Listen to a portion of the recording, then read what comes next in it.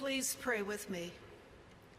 Gracious God, help us always to seek the truth, come whence it may, cost what it will.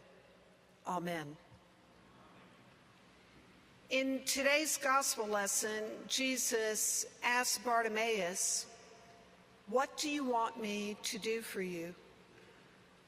It's the same question that Jesus asked two of his disciples, James and John, sons of Zebedee, in last Sunday's gospel lesson. What do you want me to do for you? They had very different responses. As you just heard, Bartimaeus asked Jesus, "Teacher, let me see again." James and John, who've been traveling around the Galilee with Jesus, asked that when the time comes that one sit in the greatest place of honor at Jesus' right hand and the other at his left in glory. They're asking for power and position in eternity, which was not what Jesus was about. Jesus taught that the most important things were to love God with all that you are and all that you have, and to love your neighbor as yourself. Turning to Bartimaeus, in asking to see again, we realize that there was a point in time when Bartimaeus had his physical sight. We don't know why he became blind, but I would have you note that even though Bartimaeus calls out of his blindness, he actually could see more deeply, more clearly, because he calls out, "Jesus, Son of David, have mercy on me." In associating Jesus as Son of David, he is proclaiming publicly that Jesus is King of the Jews, the Messiah, which was an incredibly dangerous thing for him to do.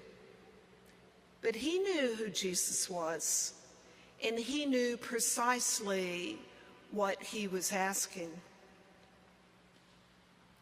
I invite you this morning to consider today, right now in this moment, if Jesus were standing in front of you and asked you, "What do you want me to do for you?" how would you respond? What's your heart's deepest desire? Where do you want Jesus to intercede in your life, in the world we inhabit? Perhaps after what has been a really horrible week, you might ask for an end to gun violence and these hate crimes that are tearing apart our country and the global community. Perhaps you might ask, as Martin Luther King Jr. did 50 years ago, that once and for all, that we would be judged not by the color of our skin, but by the content of our character. Perhaps you, like Bartimaeus, would pray for healing and wholeness, a miracle for yourself or for someone you love. Perhaps you might pray for this fragile earth, our island home, and our responsibility to care for creation. I suspect there would be many responses for each one of us today. There's no lack of where we need Jesus to intercede in our lives and in our world. How do we, like Bartimaeus, see more deeply, more clearly as Jesus sees? 4 years ago in New York, the New York City Rescue Mission that works with the homeless and the poor in Manhattan did a social experiment. They called it Make Them Visible. And they got volunteers to dress up like the homeless and to be out on the streets. And then they filmed as one of their family members was walking along the sidewalk, glanced over, saw them, but didn't really see them and kept on walking. How often do we turn a blind eye to what's right in front of us? Maybe even a family member who we see but we don't really see. On Friday, the Cathedral had the profound privilege of hosting a service of thanksgiving and remembrance for the life of Matthew Shepard. This cathedral was packed, full of people hoping that they would experience this place and this time as a house of prayer for all people. No exceptions. Matthew Shepard was brutally murdered 20 years ago as a young man. He was 21 years old, and he was pistol whipped and tied to a fence in a cold night in Laramie, Wyoming, and left to die because he was a gay man.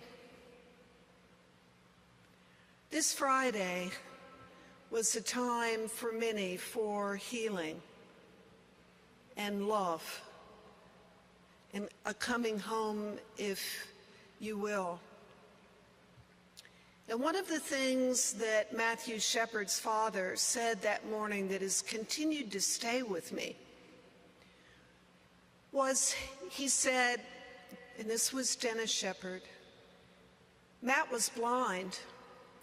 He did not see color. He did not see religion. He did not see sexual orientation. All he saw was a chance to make another friend. There was nothing wrong with Matthew Shepard's physical sight. He, like Bartimaeus, saw more deeply, right past the societal differences that we might place one on another. He saw the true things, the deep things, the eternal things that ultimately are the things that matter, one about another. How do we go more deeply?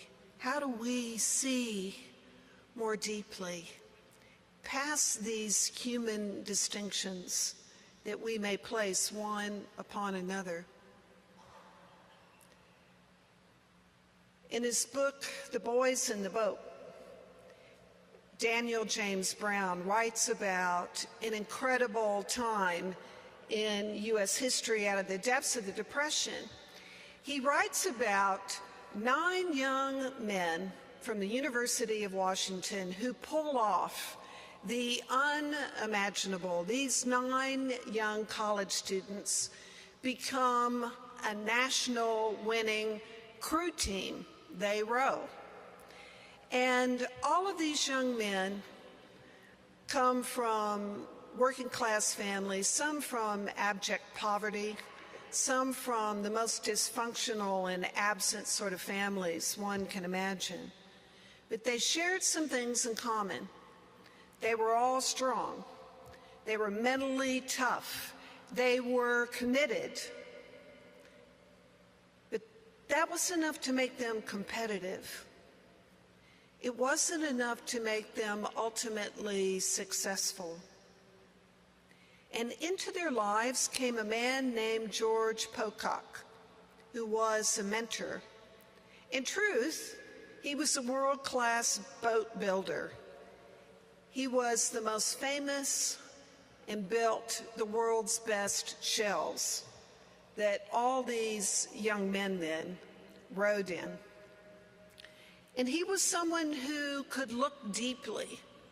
He was someone who saw hope when a boy thought there was no hope. He was someone who saw skill when skill was obscured by ego or anxiety. He was someone who understood the fragility of confidence and the redemptive power of trust.